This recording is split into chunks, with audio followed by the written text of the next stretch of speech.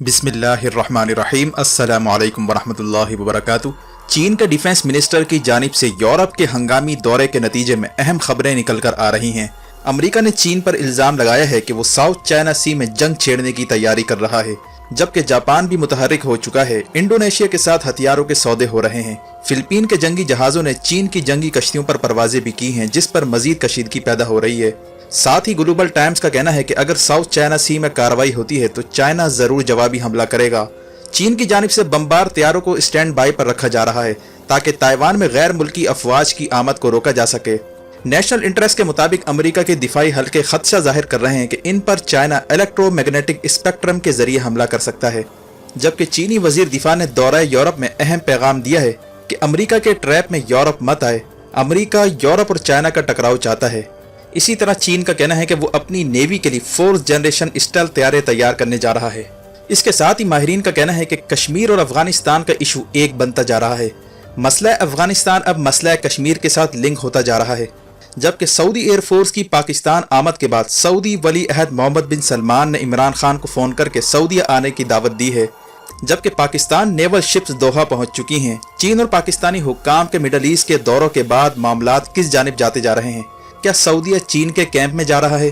चीन अमेरिका के साथ हतमी टकराव से पहले यूरोप और मिडल ईस्ट के हंगामी दौरे क्यों कर रहा है, जबकि कश्मीर से भी इनकाउंटर की खबरें लगातार आ रही हैं। मौसम गर्मा आते ही कश्मीर में ताज़ा तरीन झड़पों की इतलात मौसूल हो रही हैं। सूरत हाल आखिर किस जानिब जा रही है?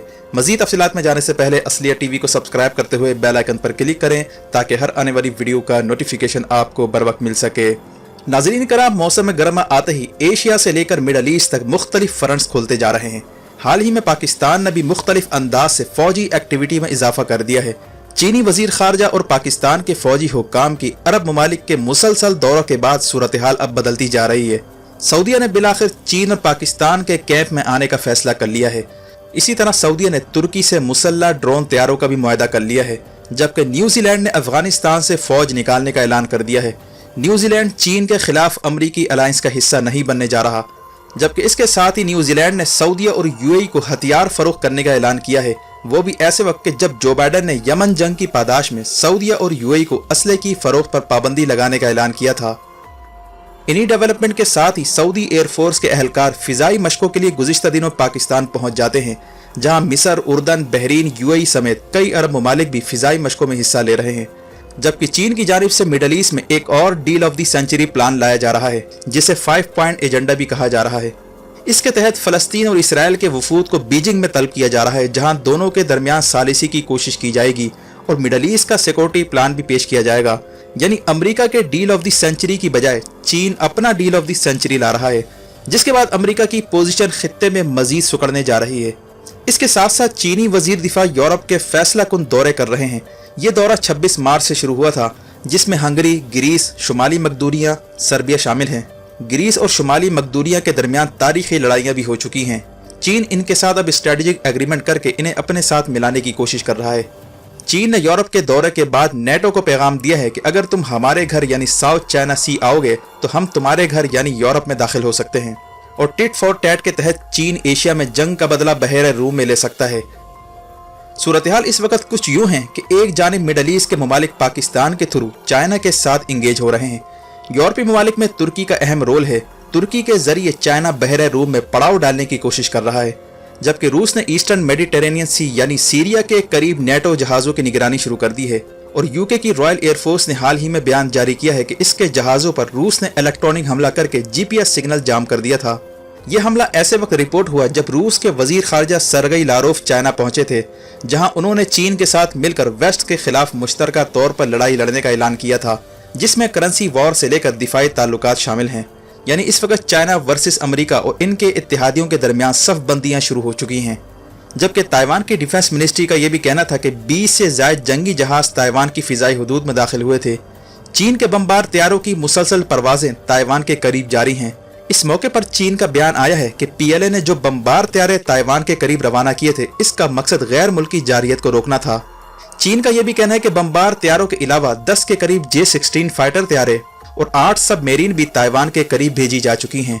यानी मुकम्मल जंगी तैयारियां इस वक्त उरूज पर हैं। ग्लोबल टाइम्स के मुताबिक चीन नेक्स्ट जनरेशन स्टेल्थ तैयारे हंगामी बुनियादों पर तैयार करने जा रहा है ताकि उसे नेवी के हवाले किया जा सके।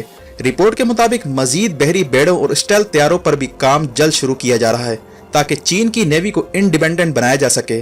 वाज़ेह है कि चीन ने 200 के करीब छोटी कश्तियां साउथ चाइना सी में छोड़ रखी हैं, जिन्हें मैरी टाइम मलेशिया भी कहा जाता है। इनका काम चीन की नेवी की मदद करना है। गुज़िश्ता दिनों फिलिपीन के जंगी जहाज़ों ने इन कश्तियों पर से परवाज़ की थी।